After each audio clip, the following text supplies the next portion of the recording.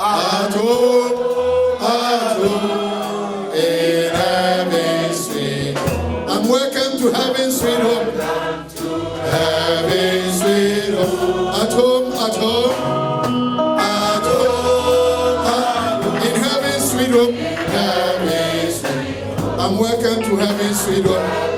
To heaven's sweet home.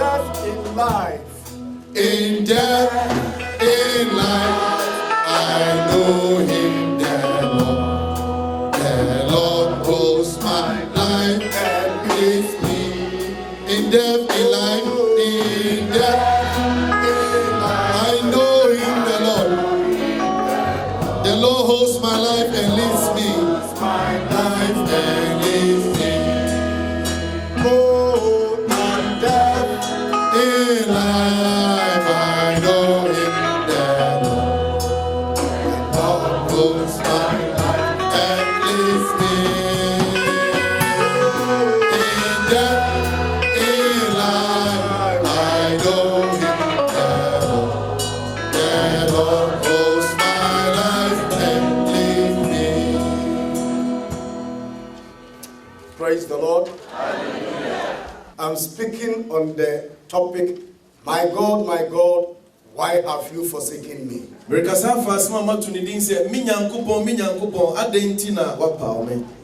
And turn with me to Matthew chapter 27, verse 46. I'm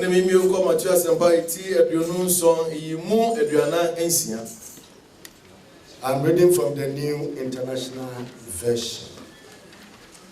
About the 9th hour, Jesus cried out in a loud voice, Eloi, Eloi, lama sabachthani, which means, my God, why have you forsaken me? Na ebe se dona etoso akro no Yesu de ne kase bom se Eli Eli lama sabachthani ene se mi Nyankopon denti na wagya me. Amen. We have read this passage also from the Psalms.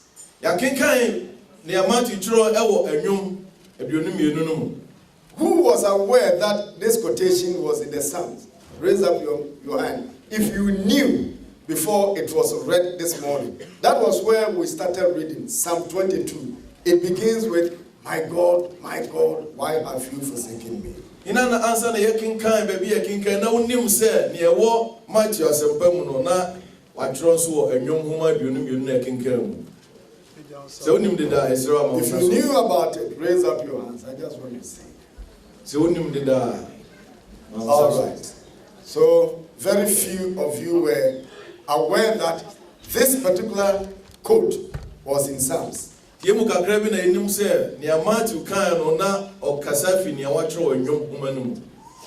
the cross, Jesus cried out, my God, why have you forsaken me? But David was the first person who prayed this prayer. But we Pentecostals don't like written prayers. And we don't want to repeat those words. But surprisingly, on the cross, Jesus was repeating a prayer of David. That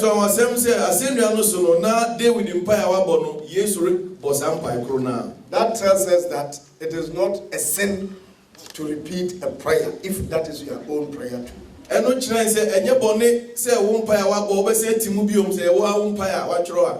sometimes Pentecostals don't like a sermon to be written, a message to be written and read. But if you write it and you don't look at it and pretend as if it had not been written, they will still like it. And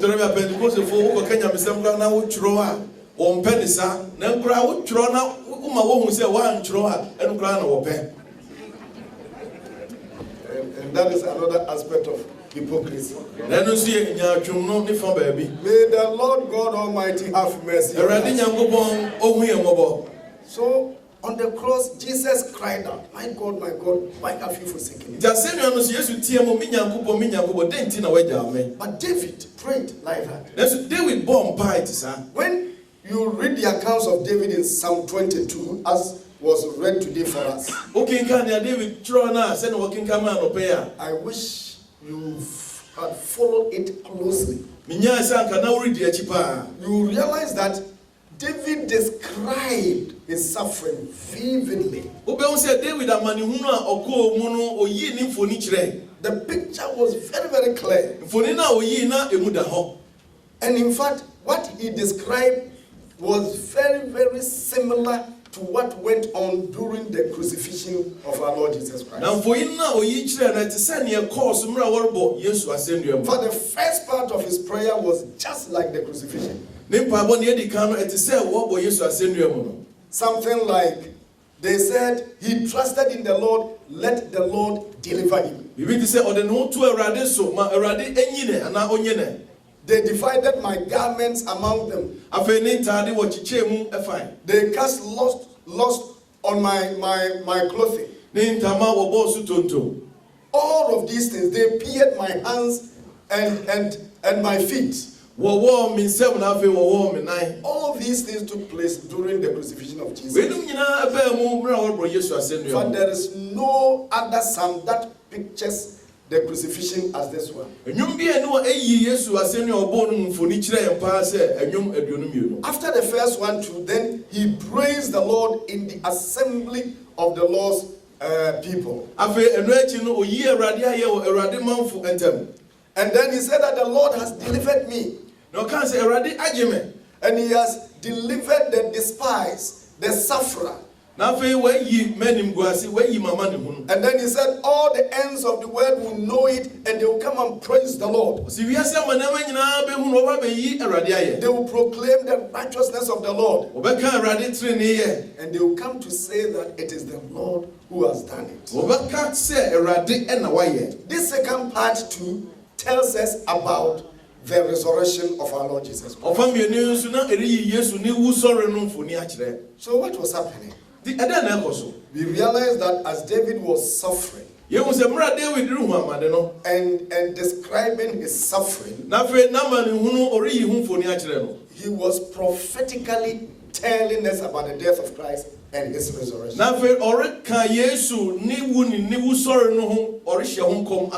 it was a prophecy. Hallelujah. Amen. Now, if it was prophecy and our Lord Jesus Christ fulfilled it,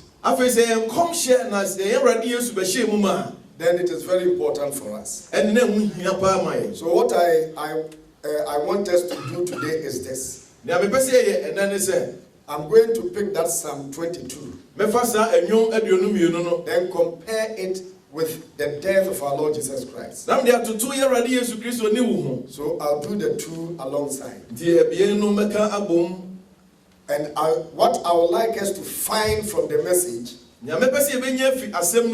is that why did David pray that prayer? And even why did Christ also pray that prayer?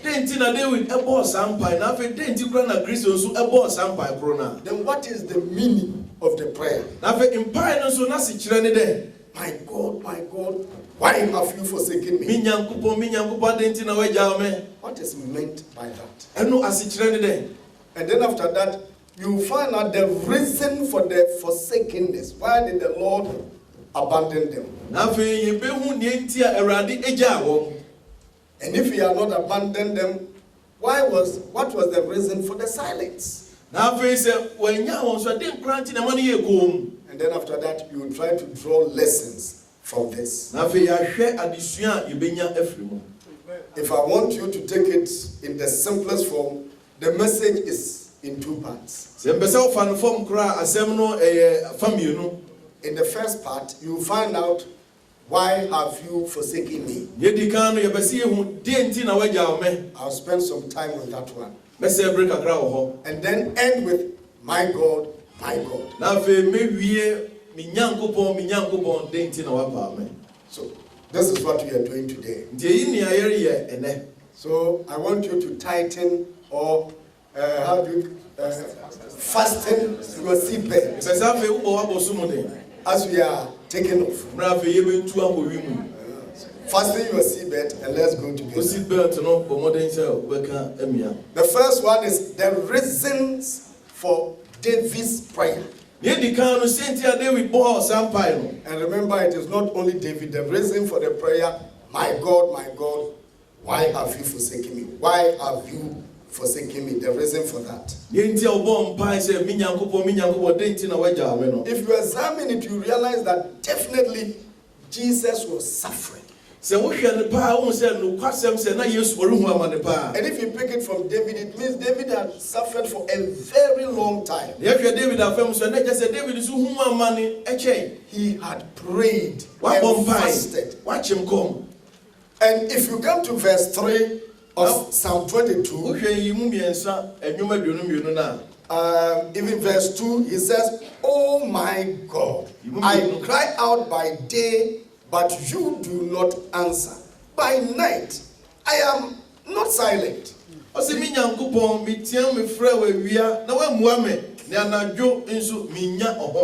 means he kept on praying. And if it had been a member of the Church of Pentecost, perhaps he was jumping and rolling and shouting. But nothing was coming. So he was worried. And besides that, people were mocking him. That worsened the situation. If you come to verses 7 and 8, it says, "All who see me mock me. They hurl insults, shaking their heads. He trusts in the Lord. Let the Lord rescue him. Let him deliver him, since he delights in him." That's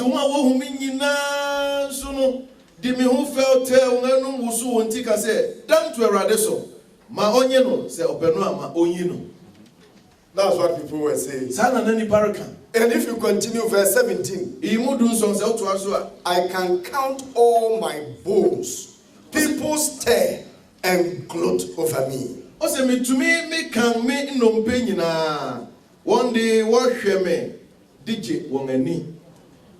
That was what was happening.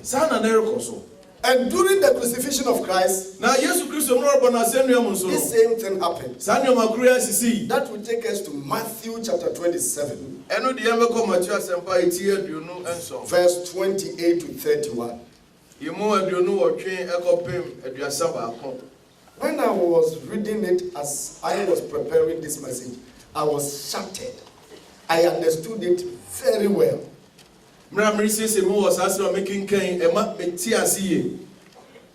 Matthew 27, 28 to 31. They stripped him and put a scarlet robe on him, and they twisted together a crown of thorns and set it on his head. They put a staff in his right hand and knelt in front of him and mocked him. "Hail, King of the Jews," they said. They spit on him, and they took the staff and struck him on the head again and again. After they had mocked him, they took off the robe and put his own clothing on him. Then they led him away to crucify him.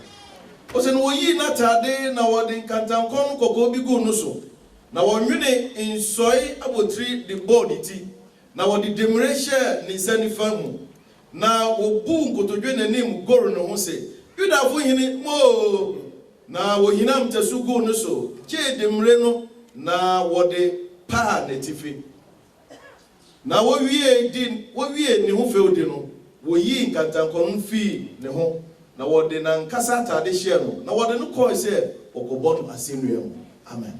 You continue from verse 39 yimu aduasa nkono yetoa so ho to 43. The people passing by shouted abuse, shaking their heads in mockery. "Look at you now," they yell at him. "You said you were going to destroy the temple and rebuild it in 3 days. Well then, if you are the Son of God, save yourself and come down from the cross." Again, they said, "He trusted God, So let God rescue him now if he wants him. For he said, I am the Son of God. Now, what were it? Munu wusu wantika bususem tiano. Say, what would you have sorry dying now? What to no nansemu? Give who? Say, when Yankupon Banua, fi Ascendiano Susifam. Sarasuna Asofum Penny, Chirofon, and Pennyfun Guru no say. Oji binum na ontumenya no ho. Oni Israel hene afema omfi Ascendiano no insifam na yebeje no adi. Ode ne ho tu Yankupon so. Afe se openu a ma onyi no na okai se onyankopon ba ne me. Amen. May God Almighty have mercy on us. So sometimes if we think of the crucifixion, we don't see it as it happened. It was a very shameful death. Jesus was stripped naked and tormented. People kneeling before him. You say you are the Son of God. Come down so that you know that indeed you are the Son of God.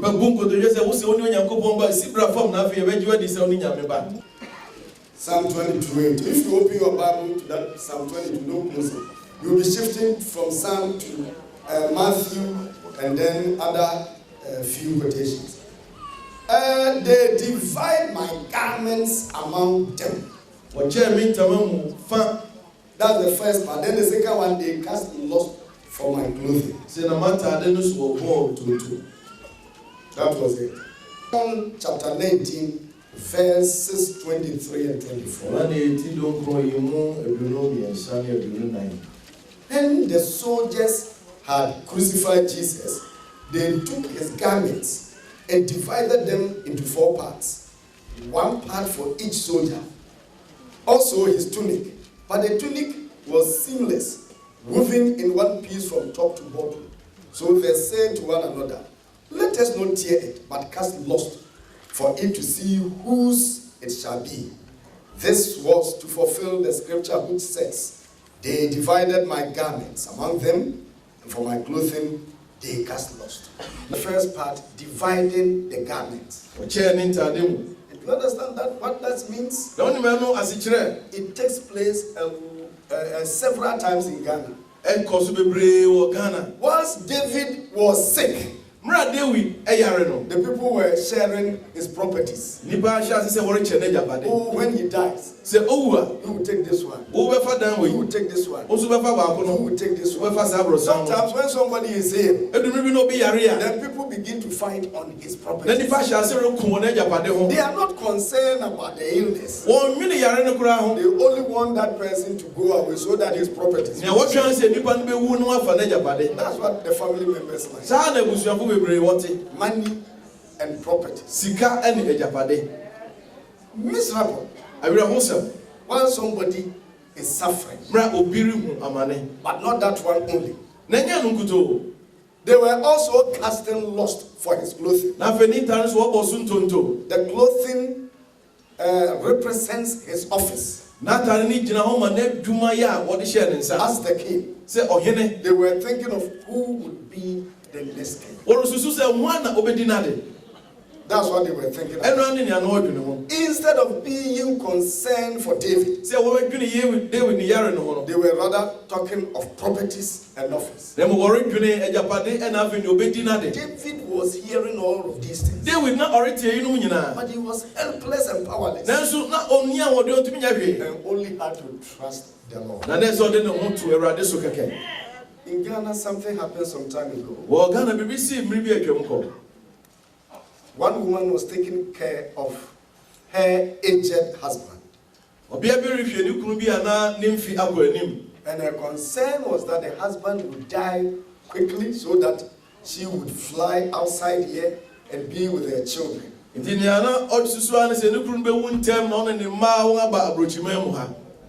children were already outside, so the man was older than the woman too. But somehow the woman died before the man.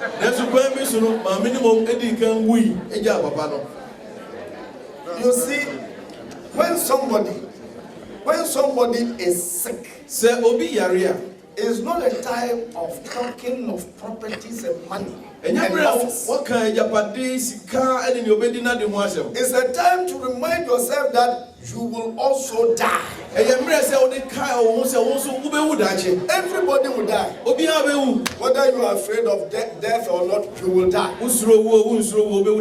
Whether you like it or not, you will die. And you don't know how you will die. So if the whole thing is given to you, if all his properties or her properties are given to you, you will still die. And you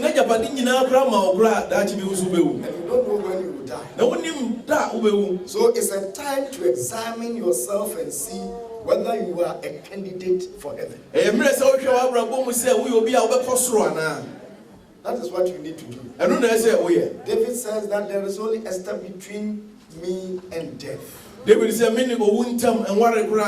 thing that I regret to do as a pastor, as a district pastor, was about one policeman. The wife was a member at New Tafo Assembly in Kumasi. As the district pastor, the wife was very, very a prominent and a staunch member of the church. And when they were transferred, we organized some sort of farewell service for her. The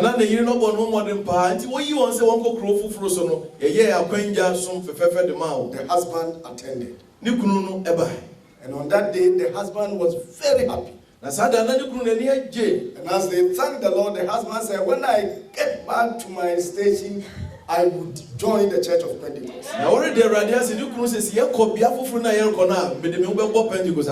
So the husband was taking lead to inspect the place before he would allow the wife and the children to come. On the way, he had accident and died. When I was informed about this, I said I should have compelled this man to accept Christ. I don't know whether he accepted him or not, but I should have compelled him. What you need to do is to accept Christ in your life and acknowledge him. Because we don't have choice between death and life. What you have choice for is between eternal life and eternal condemnation. And whichever you choose is your choice. Your own decision. That is what this man should have done. So once all these things were going on, and David knew that there was only a step between him and death. People were mocking. They were sharing his property, discussing about his office, and laughing at him. So he turned to his God. My God, why have you forsaken me? The people are saying that if you trust God, let him save you. Now he trusts in the Lord. The Lord is not saving him. Yet David knew that God was powerful. He said, Lord, I know that you are enthroned in the praises of Israel. You inhabit the praises of Israel. And this is a verse that many Pentecostals like when they want to worship. That Lord who inhabits the praises of his people.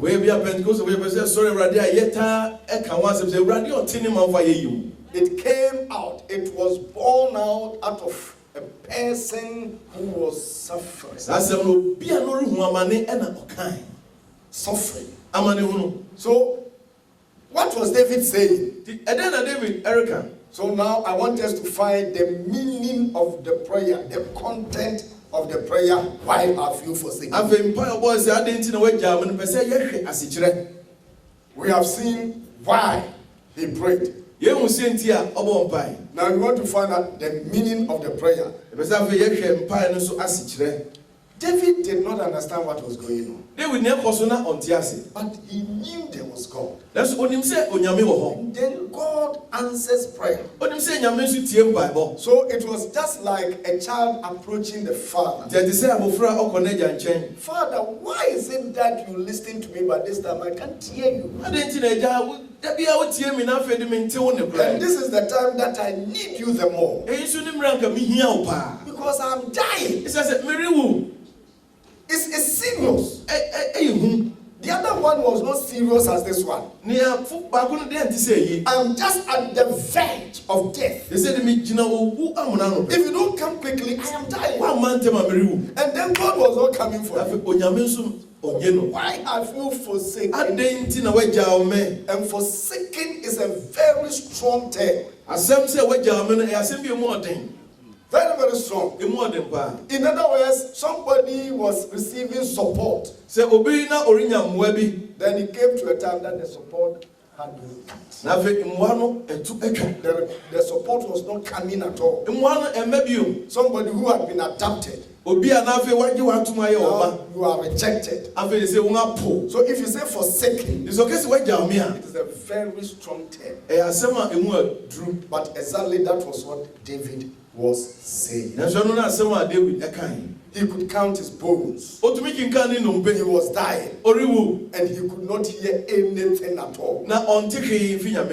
So he had to refer God to Israel's past. Lord, now I feel forsaken. But I know that you are powerful.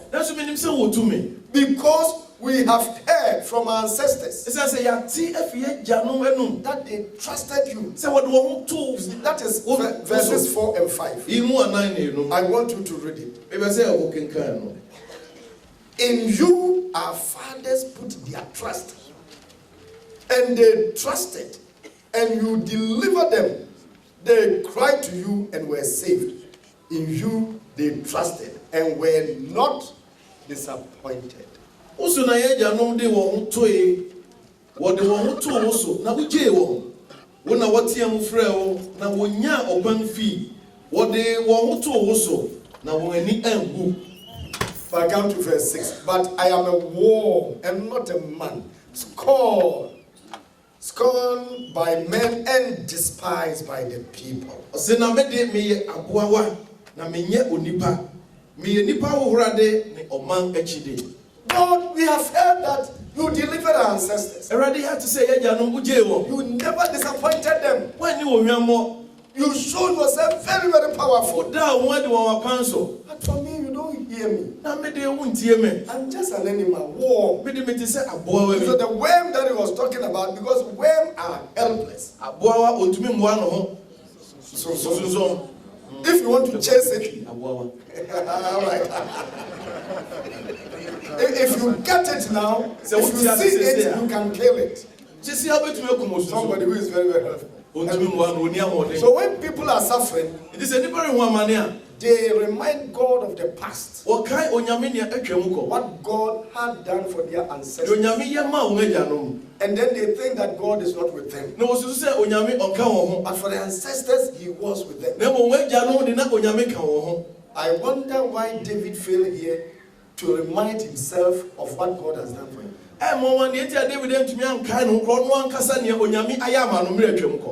He forgot that the Lord led him to kill the lions and the bears. The Lord led him to kill Goliath. He had forgotten all this. He was nobody. But God made him somebody. He was a shepherd boy. And then the Lord called him and anointed him. He had forgotten these things. But he remembered the ancestors. It's good to remind God of the past when you are praying. But he knows it already. But it's good to remind yourself of what he has done for you too. Sometimes we make too much noise about the past, which is not right. The God of the past is the God of today. The God of our fathers is our God for today. He has not changed. He's the same God. Those people too had their weaknesses. They had their own weaknesses. If I had time to take you through some of the weaknesses of the heroes of the past, even in the Bible,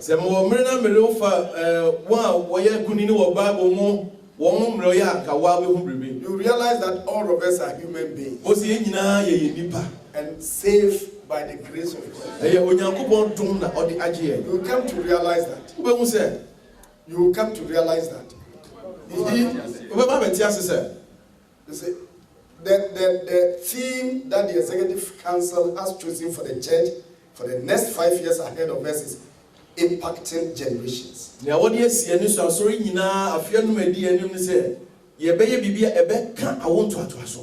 And one of the quotations we chose was Psalm 78. But when we were reading it at the executive level, I said, no, we will not read verse 8. So when we send it out and we put it on the vision, we will not add verse 8. What was that verse 8 saying? It said that do not be like your forefathers who were stubborn and disobedient. David was referring to the forefathers. That God delivered them. They trusted them. It was not from their power. It was the same God who had mercy on them. So that same God will have mercy on you. When some people are talking even about the church, they will say some glorious things of the past. Do you know why the latter rain came to Ghana? Against the apostolic church policy. A group called the Latter Rain was invited from North America here to Ghana.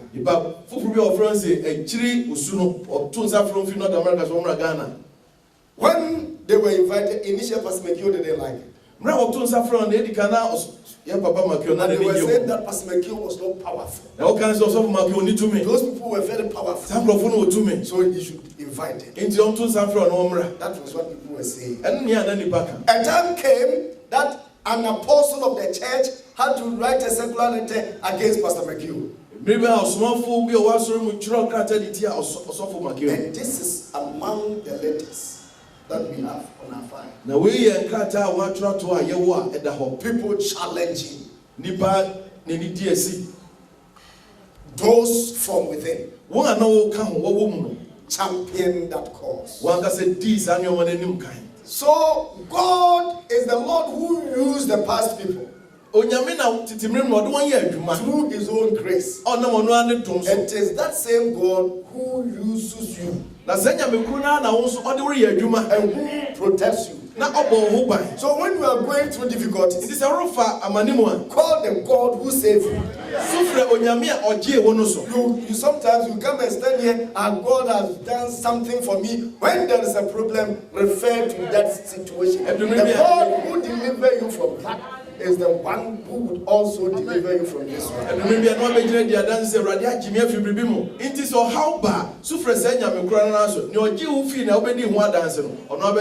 So when you are going through difficulties and even challenges, don't forget that that same God is still with you. Even in death and in life. Your strength may dry up, yet the Lord will never forsake you in life or in death. So that was the meaning of the forsakenness. Very intense. God did it for some people. Onyame yama ibeno. But He's not doing it for me. Ada me de onyama. I can't hear Him. Bentinenka. I can't feel Him. Bentinenka. Is He alive? So tiase. Oh my God. Oh minyanko. Why have you forsaken me? Adentina waja. God seemed to be silent. Onyame ayidin. So now we want to find out why God was silent. Afiyabesi hunyentia na onyame ayidin. The reason for you have forsaken me. Dentia first waja omeno dentia no ayiko. Why was God silent? Adentina onyame ayiko. What was happening? Eden na erikoso. Had He not heard of the prayers? So until mpai no. And has He forsaken him? Na so no kwasem se waja na mpa. If you read Psalm 22, and then compare it with the gospel accounts of Jesus' crucifixion, now they to Yesu na send your born no you realize that God had not actually abandoned them. But He appeared silent for some time. What was the reason? If you come to David, you realize that later on he sang praises. For the fact that he said God has delivered the sufferer, the despised, the afflicted, meant he was not abandoned. But God was silent for some time. The reason was that when man fell in Eden, it affected the whole humanity. God therefore decided to redeem human beings. Therefore, He would come out in the form of the Messiah. The Son was coming to do that job. Now, God wanted everything that the Messiah would do to be prophesied, to be said ahead before coming. The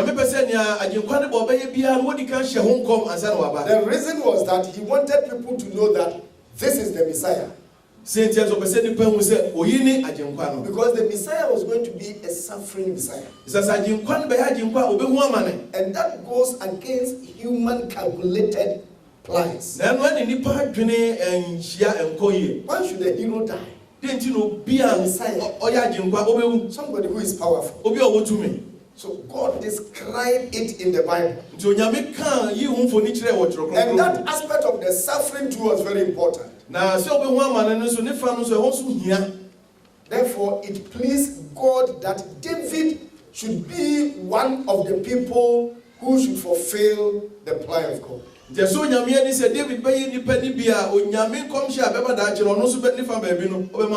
Privilege also brings responsibility. So from the youth, people were aware that God was with David. How could such a young man be able to kill Goliath if God was not with him? So the people knew that this young man, God, was with him. And then God wanted him to bring that aspect of the suffering. For him to do it well, he had to experience that suffering. That was the part. Once I was listening to an interview of Mel Gibson, the one who did the Passion for Jesus. I listened, I watched him on the telly. And he said that when he was performing the film, when he was acting, they made mistake twice. So the real beating sometimes touched him. And in fact, he said that along the line, he thought he would die. Because of this, he was able to act for people to see how the Lord suffered. He could not do that without getting a bit of the pinch. So for David to bring that one up, he has true. God recruited him as a partner in his mission. Say ono nyame na dwuma obey David meka no ho ngwa no wonye. And as a partner, he needed to suffer. Na say oka no ho no eso no so hu amane. People think that if you say that you are a man of God, a woman of God, always everything should be smooth. Because you say you nyame ni power you Christ na da bia bibia be ko tinton. That is not what the Bible tells us. Yes, na chiro konkron ka kire. This was the portion of David. David nafa. For him to be able to bring the picture. Send the bill to me info ni So if you go home, get time, you read Psalm 22. And read places like Matthew 27. John 19. Luke 23. And then Mark 15. And Marco asempa etiduno. You go and read some of these passages. You will see how vivid David was able to picture the crucifixion. So for him to be a partner, partaker of the mission of God, he needed to suffer. May the Lord God Almighty have mercy on us. Apostle Dr. Mckeown, the tribute by the widow, Mama Faustina. She rightly said that he was the first person who was called as a pastor in the West. But when we call him, within 2 years, we ordained him pastor. It was not common for us to do that. Then he was the first person called as a regional head in the West. The first person called as a missionary. The first apostle. The first executive council member. And the first to die. The last one is not pleasant. But first. May the Lord God Almighty have mercy. Now what about Jesus Christ? How about Jesus? David had to go through this pain to picture what he would do. But why should even the Messiah suffer before our salvation?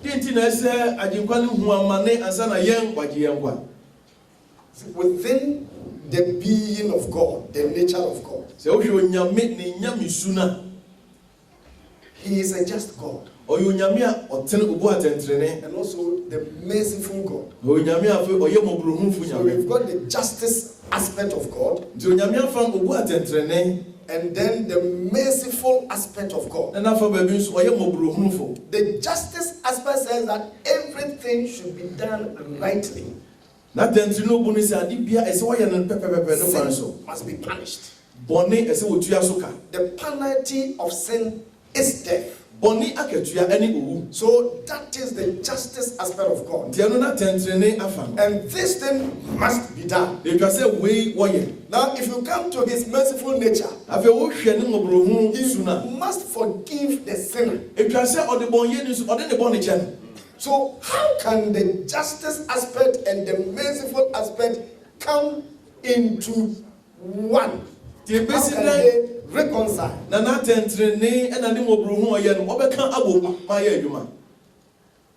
The Redeemer must die. Since the penalty of sin is death. That is why Christ had to die. So when Jesus was saying, my God, why have you forsaken me? He was fulfilling the vision, the mission of God. He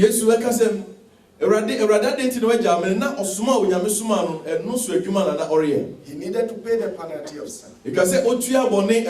When Adam sinned, there was that aspect of separation between him and God for a moment. When Jesus, our sin was put on Jesus,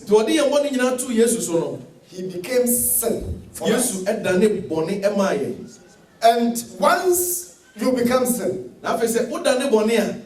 That aspect of separation must come. When God was coming, Adam had to run away. So on the cross, some theologians try to find some ways of saying that, no, how could the Messiah be forsaken at that time? But there, because of that sinful nature, or the sin that was put on him, separation aspect. And when he felt that, oh my God, why have you forsaken me? And a song that I received, I had a song when I was also preparing the message. As I was preparing it. And the song was saying that even the earth could not contain it. So there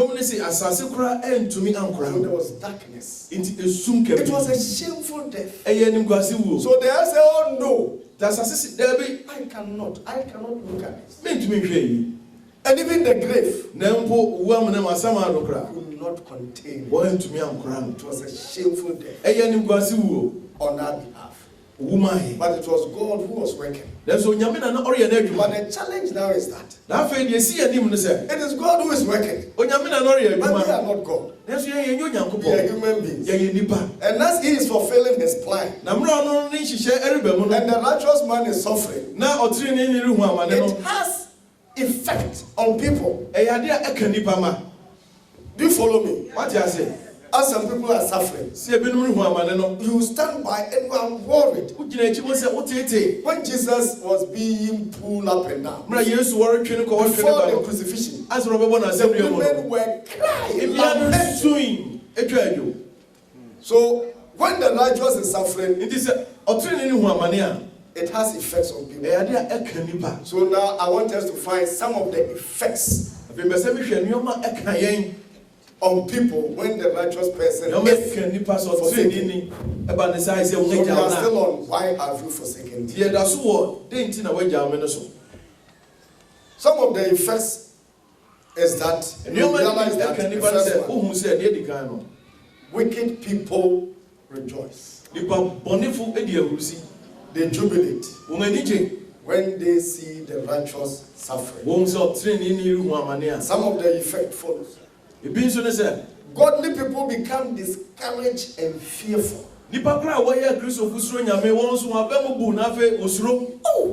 Oh, look at how even this person is suffering. And those of you who knew Apostle Bediako very well, he was very, very disciplined. He would do his exercise. He would eat well. Many other things preventing himself. So if he was doing all of these things and now he has suffered like that, and what is the importance of myself doing this thing?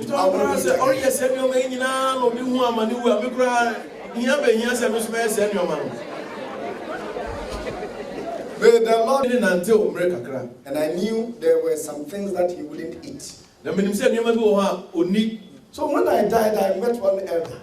He was in Kumasi that I respect. I was nothing with all these things that you were not eating.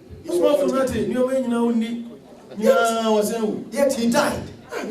So what then is the importance of not eating these things? And the elder told me that. Now, maybe some of you have already broken the laws. Eh? Some of you have started eating. You will not do this thing again. You will not. Apostle Usu, our own acting national head, told me that he used to walk. He said that when he died, he said he will not walk again.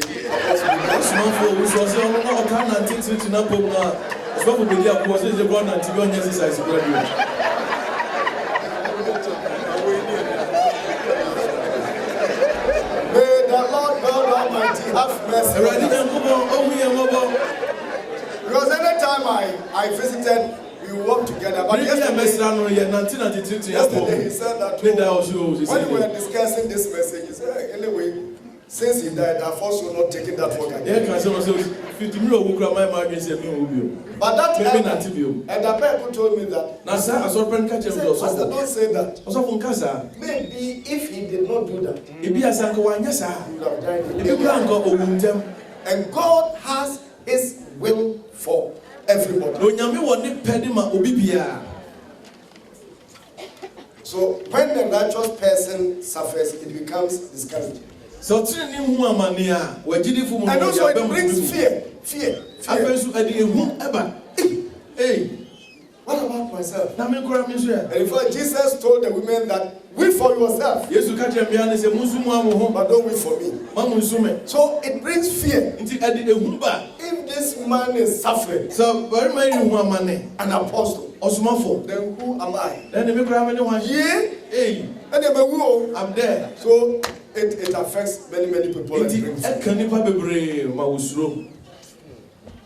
And the other thing that is quite dangerous is that it causes confusion and rumor mongering. These things, they mount a lot. When Jesus died, there were and resurrected, there were some 2 disciples who were walking on the road to Emmaus. Then Jesus visited them. What are you talking about? Because they were murmuring about his death. And these people were very sarcastic. Are you the only person in Jerusalem? Don't you know what has happened? This man called Jesus, whom we thought was coming to redeem us. But the chief priests have arrested him and killed him. We are hearing that he has resurrected. They accuse Jesus. But in Ghana, rumor mongering is very strong. And so it is in Africa and many parts of the world. Some people will say that he has sinned and God is punishing him. Some people will say that he has sinned so the devil has got chance on him and has overpowered him. Others will say there is no longer power in the church at all. That's why God didn't hear the prayer. Others will say he should have gone to see a very powerful person. If you have sent him or her to this powerful evangelist, this person here, he would have done it. And still others will say that the demon-possessed people in the church, the witches, have killed him. And they will be able to point out to some people who killed him. May the Lord God Almighty have mercy. So when a righteous person dies, rumor mongering and confusion set in.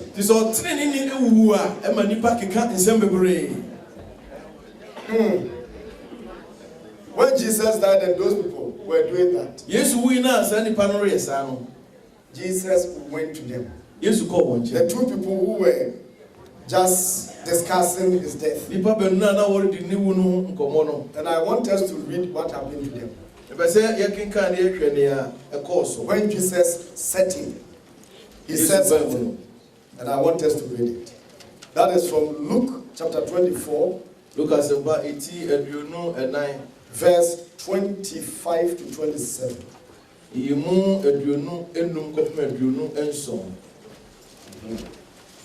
Luke 24, 25 to 27. He said, how foolish you are, and how slow of heart to believe all that the prophets have spoken.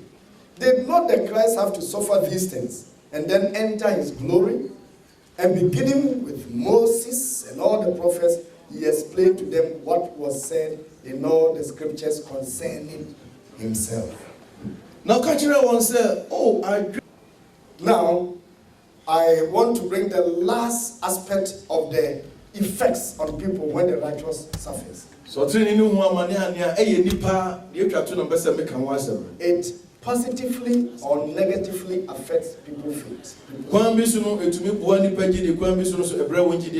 But the suffering of Apostle Onyinah has spoken to some people. If you read his book, No Easy Road, it touches on some of these things. Some people say, oh, if an apostle of the church, somebody who has been the chairman of the church, could face this, I must manage the cross that I have. For some people, it becomes a source of grace for them. But others also even lose their faith. If this man is an apostle and he goes through this, then even when it's gone. So even when Jesus died, Peter and some of their first apostles went back to their fishing. It's brought confusion. And some of them were losing their faith. So some people say, well, then what is the importance of even praying? Then going to church. If a Christian can suffer like that, how can a non-believer will suffer? Or some people say, if even witches can kill somebody like this. Or some people can bewitch others. Cast spells on them. Then what is the importance of being a Christian? My God, why have you forsaken me? This is the food. My strength may dry up, and the shadow of death may overtake me. The Lord will never abandon his chosen ones in death and in life. My strength may dry up, and the shadow of death may overtake me. The Lord will never abandon his chosen ones in death and in life. My strength may dry up, and the shadow of death may overtake me. The Lord will never abandon his chosen ones in death and in life. Sing it along with me. My strength may dry up, and the